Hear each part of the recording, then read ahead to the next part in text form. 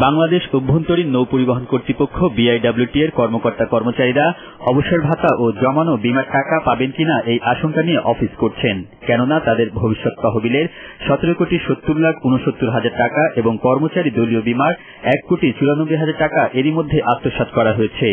ব্যাংকের যোগসাজশে বিআইডব্লিউটি এর হিসাব শাখার কর্মকর্তা আব্দুল সালাম খান এই টাকা আত্মসাতের সাথে জড়িত বলে জানিয়েছেন প্রতিষ্ঠানটির চেয়ারম্যান। সে অ্যাকাউন্টে যখন নিয়ে গেছে, ব্যাংক সেটা গ্রহণ করছে, ব্যাংকের সমস্ত ইথিক ভঙ্গ করে নিয়ে ব্যাংক এই সমস্ত কাজ করেছে। আমার লোক চোর হতে পারে, এই চুরি করার জন্য যে পথ সৃষ্টি করে দেওয়া এটা ব্যাংক কর্তৃপক্ষ করতে হবে। তদন্ত কাজ চলছে, এন্টি কারাপশনও তদন্ত করতেছে। আমার বিশ্বাস যে কিছু খুঁজতে খুঁজতে হয়তো সাপ বেরো করতে পারে।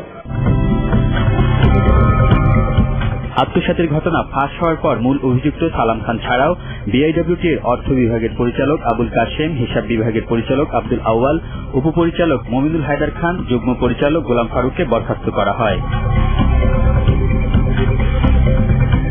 তবে আদালতের স্থগিতাদেশ নিয়ে এখন তারা অফিস করছেন, এ নিয়ে তারা কোনো কথা বলতেও রাজি হননি।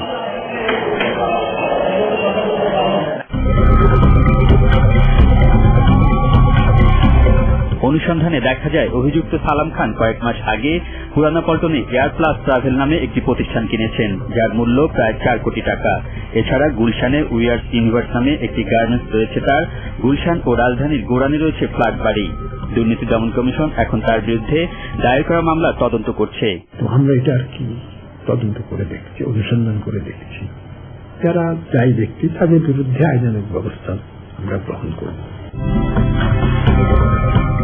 এদিকে অভিযুক্ত সালাম খানকে অর্থ আত্মসাতের মামলায় শুক্রবার গ্রেফতার করেছে র্যাব। আলমগীর স্বপন, এটিএন বাংলা, ঢাকা।